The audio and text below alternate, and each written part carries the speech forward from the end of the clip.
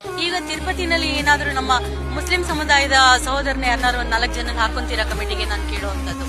ಇಲ್ಲ ನೀವು ಧರ್ಮಸ್ಥಳಕ್ಕೆ ಹಾಕೊಂತೀರಾ, ಇಲ್ಲ ಬೇರೆ ಯಾವ್ದನ್ನ ಪದ್ಮನಾಭ ಟೆಂಪಲ್ಗೆ ಹಾಕೊಳಕಾಗತ್ತಾ, ಇಲ್ಲ ನಿಮ್ಮ ಮಠಗಳಿದಾವಲ್ಲ ಅಷ್ಟಮಠಗಳು, ಆ ಮಠಗಳಿಗೆ ಯಾರಾದ್ರೂ ಒಂದಿಬ್ಬರನ್ನ ನಮ್ಮ ಇಸ್ಲಾಂ ಅವರು ಇಲ್ಲ ನಮ್ಮ SC ST ಅವ್ರಗಳನ್ನ ಹಾಕೊಳ್ಳಿ, ಇಲ್ಲ ಒಂದಷ್ಟು ಹೆಣ್ಮಕ್ಳುಗಳು ಹಾಕೊಳ್ಳಿ, ಸಾಧ್ಯವಾಗತ್ತಾ? ನಿಮಗೆ ಅದಾಗಲ್ಲ ಅಂದ್ರೆ ಧರ್ಮವೇ ಬೇರೆ, ಆಚಾರ ವಿಚಾರ ಬೇರೆ, ಕಲ್ಚರ್ ಬೇರೆ, ಅವ್ರಿಗೆ ತಗೊಂಡೋಗಿ ನೀವು ಅನ್ಯ ಧರ್ಮೀಯರನ್ನ ಹಾಕ್ತಿವಿ ಅನ್ನೋದು ಎಷ್ಟು ಮಾತ್ರ ಸರಿ? ಭಾರತದ ಪ್ರತಿಯೊಬ್ಬ ಪ್ರಜ್ಞಾವಂತ ನಾಗರಿಕನಾಗಿದ್ರೆ ಈ ವಫ್ತ್ ಬಿಲ್ ನ ವಿರೋಧಿಸಲೇಬೇಕು. ನಾನು ಬದ್ಧತೆಯಿಂದ ಅದನ್ನ ಸಂವಿಧಾನದ ಕಾಲಾಳಾಗಿ, ಸಂವಿಧಾನದ ಪಾಲಕಳಾಗಿ, ಒಬ್ಬ ಅಂಬೇಡ್ಕರ್ ರೈಟ್ ಆಗಿ, ಒಂದು ಜವಾಬ್ದಾರಿಯ ನಾಗರಿಕಳಾಗಿ ಅದನ್ನ ನಾನು ವಿರೋಧಿಸ್ತಾ ಇದ್ದೀನಿ. ಇದು ಹಿಂದೂ, ಮುಸ್ಲಿಂ, ಕ್ರಿಶ್ಚಿಯನ್, ಜೈನ್ ಎಲ್ಲಾ ಕಮ್ಯುನಿಟಿದು ಸೇರಿ ಆಗುವಂತದ್ದು.